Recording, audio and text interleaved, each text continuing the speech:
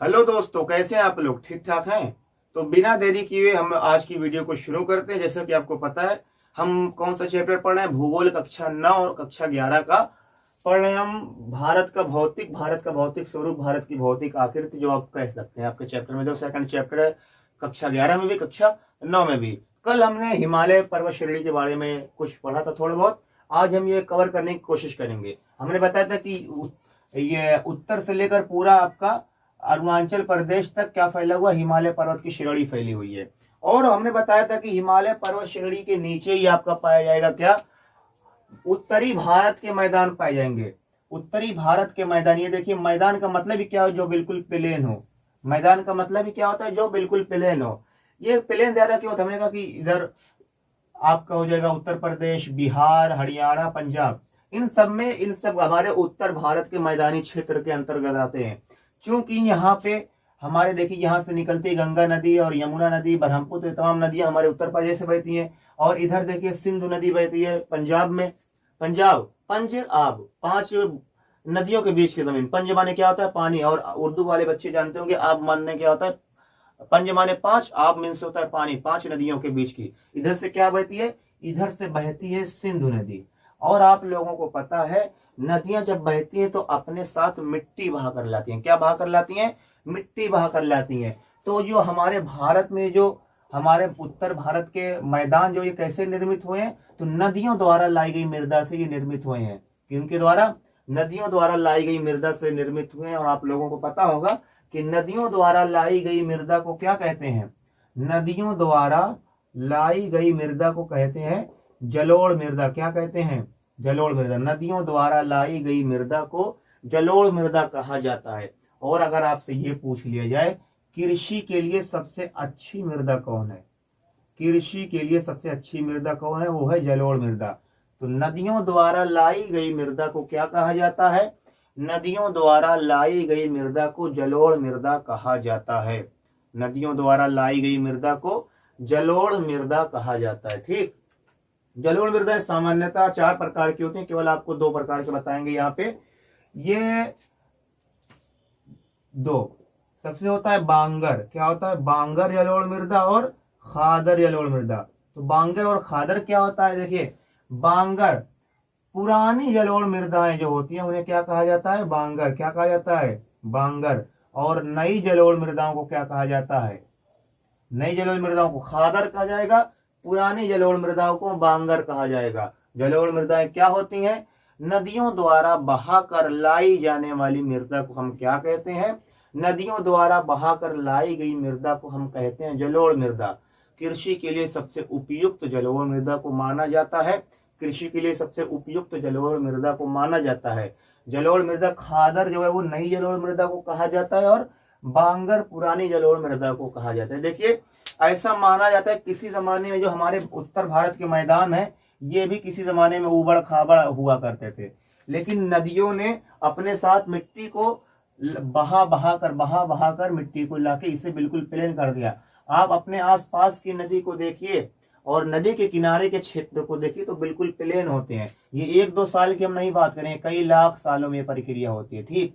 1-2 साल में नहीं कि आज देखिए उबड़ खाबड़ थे और कल पूरा प्लेन हो गया। ठीक, ऐसी बात नहीं है। ये कई सालों में प्रक्रिया होती है, ये कोई 1-2 साल की बात नहीं है। ठीक। तो जलोढ़ मृदा क्या है? नदियों द्वारा बहाकर लाई गई मृदा को हम जलोढ़ मृदाएं कहते हैं। कृषि के लिए सबसे उपयुक्त मृदा जलोढ़ मृदा कहा जाता है। हमारे भारत में सामान्यतः जलोढ़ मृदाएं कहाँ पाई जाती हैं? यूपी में पाई जाती हैं, बिहार हो गया, हरियाणा हो गया और पंजाब। ये 4 राज्य, 4 स्टेट आप लोग याद रखेंगे। उत्तर प्रदेश, हरियाणा, पंजाब, बिहार, ये 4 राज्य। तभी आप देखेंगे कि क्योंकि हमने कहा कि जलोढ़ मृदा कृषि के लिए सबसे अच्छी मृदा मानी जाती है। जलोढ़ मृदा कृषि के लिए सबसे अच्छी मृदा मानी। तभी आप देखेंगे कृषि में सबसे ज्यादा यही 4-5 राज्य आगे भी हैं। कुछ हिस्सा आप पश्चिम बंगाल का भी ले सकते हैं। ठीक। जलोढ़ मृदाएं इन्हीं सब क्षेत्रों में ज्यादा पाई जाती हैं, इसलिए यहाँ पे कृषि भी सबसे ज्यादा की जाती है। अगर आपसे पूछ लिया जाए कि हमारे भारत में इन मैदानों का महत्व क्या है, ये जो उत्तर भारत के मैदान है इनका महत्व क्या है? सबसे पहले ये यहाँ पे जलोढ़ मृदा पाई जाती है, इसलिए कृषि करने के लिए सबसे उपयुक्त है। जलोढ़ मृदा अधिक पाई जाती है तो यहाँ पे घास फूस भी ज्यादा होंगे, इसलिए पशु चारण के लिए भी एक अच्छी व्यवस्था है। और भाई जब जमीन प्लेन रहेगी तो घर और बनाने के लिए भी अच्छा रहेगा, रेल मार्ग ट्रेन व्रेन जाने के लिए भी अच्छा रहेगा, सड़क वड़क बनाने के लिए। और जब प्लेन रहेंगी जमीनें तो वहाँ पे जनसंख्या भी ज्यादा पाई जाएगी, नदियां भी वहाँ पे काफी बहती हैं, तो लोग यहाँ पे आसानी से निवास करते हैं। ये तमाम फायदे हमारे उत्तर भारत के मैदानों की है। ठीक, यहाँ पे आप जलोढ़ मृदा सबसे अच्छी बात याद रखेंगे, खादर नई जलोढ़ मृदा कहते हैं, बांगर पुरानी जलोढ़ मृदाओं कहते हैं। कि अगर आपसे ये पूछ रहे कृषि के लिए सबसे उपयुक्त मृदा कौन सी मानी जाती है, कृषि के लिए सबसे उपयुक्त मृदा हम जलोढ़ मृदा कहते हैं। देखिए यहाँ पे एक दो शब्द और आते हैं, एक आता है तराई, क्या आता है, तराई, और एक होता है क्या होते हैं, भाबर। ठीक, तो नदियों किनारे के एरिया को तराई कहते हैं, और उसके बाद का, ये मान लीजिए तराई का पूरा इतना एरिया है, और उसके बाद का जो एरिया होता है उसे भाबर कहा जाता है। ठीक, ज्यादा कुछ याद नहीं करना है। अब मान लीजिए यहाँ से एक नदी बह रही है, तो इसके किनारे का एरिया ये तराई कहलाएगा, और इसके बाद का जो एरिया होगा यहाँ से यहाँ तक का ये भाबर कहलाएगा। ठीक, ये हमारा उत्तर भारत के मैदान हो गए। अब हम बात करने जा रहे हैं किसकी, प्रायद्वीपीय खंड की बात करेंगे। अब हम बात करेंगे प्रायद्वीपीय खंड की। प्रायद्वीपीय खंड क्या होते हैं, पिछले लेक्चर में हमने आपको बताया था, प्रायद्वीप का मतलब ऐसा स्थल का क्षेत्र जो तीन ओर से किससे घिरा हो, जो तीन ओर से किससे घिरा हो, जो तीन ओर से पानी से घिरा। जैसे हम नीचे देख लेंगे तो हिंद महासागर आ जाएगा, इधर देख लेंगे हम बंगाल की खाड़ी आ जाएगी, और इधर देख लेंगे तो हम अरब सागर आ जाएगा। ठीक, तो तीन ओर इसके पानी है कि नहीं, तीन ओर इसके पानी, तो हम इसे प्रायद्वीपीय खंड इसलिए कहते हैं, या प्रायद्वीपीय पठार कहते हैं। इधर देखिए हमारा पड़ता है गुजरात, क्या पड़ता है, गुजरात पड़ता है। ठीक, इधर का पूरा एरिया आप यहाँ से शुरू करेंगे, अरावली पर्वत श्रेणियों को लेते हुए चले आएंगे पूरा यहाँ तक, पश्चिम बंगाल में यहाँ पे गंगा नदी का डेल्टा, सुंदरवन डेल्टा आप लोगों ने नाम सुना होगा। ये पूरा एरिया किसके अंतर्गत आता है, बेसिकली भारत के नीचे का पूरा एरिया, हम इसको कहते हैं प्रायद्वीपीय खंड। प्रायद्वीप का मतलब क्या होता है, ऐसा स्थलीय क्षेत्र जो तीन ओर से पानी से घिरा हो। तीन ओर से पानी से घिरा है कि नहीं, ये आप ऐसे लिखेंगे, गुजरात से होता हुआ अरावली पर्वत श्रेणियां तथा दिल्ली, ये सब होता हुआ कहाँ चला जाता है, लिखेंगे आप अरावली पर्वत श्रेणियों से होता हुआ सुंदरवन डेल्टा पे जाके खत्म होता है ऊपर, बाकी नीचे का पूरा भाग हमारा आता है। ठीक, ये किससे बना है, आग्नेय चट्टानों से बना है। किससे बना है, आग्नेय चट्टानों से। इसके अंदर जो है लोहा, तमाम प्रकार के धात्विक खनिज इसके अंदर खुदाई करने पर निकाले जाते हैं। ये बेसिकली एक पठार है, उबड़ खाबड़ जमीनें यहाँ पे पाई जाती हैं।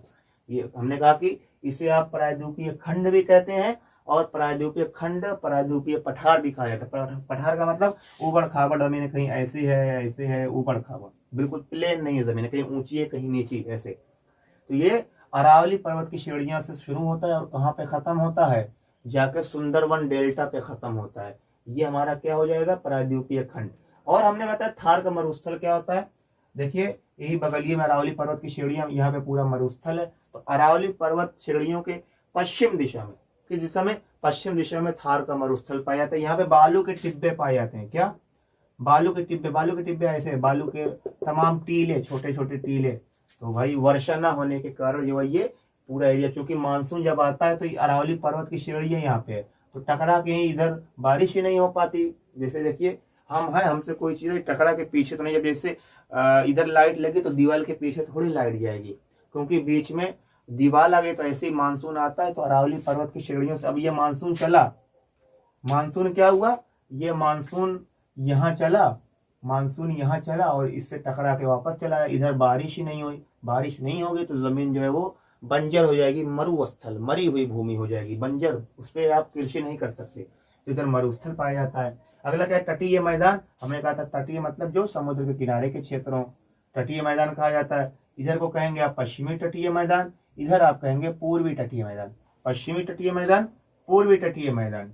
अगला क्या, द्वीप समूह। हमने कहा कि इधर पाए जाते हैं आपके क्या, द्वीप मतलब क्या होता है, जो चारों ओर से पानी से घिरा हुआ ऐसा स्थलीय क्षेत्र जो चारों ओर से पानी से घिरा हो, उसे हम क्या कहेंगे, उसे हम कहेंगे द्वीप।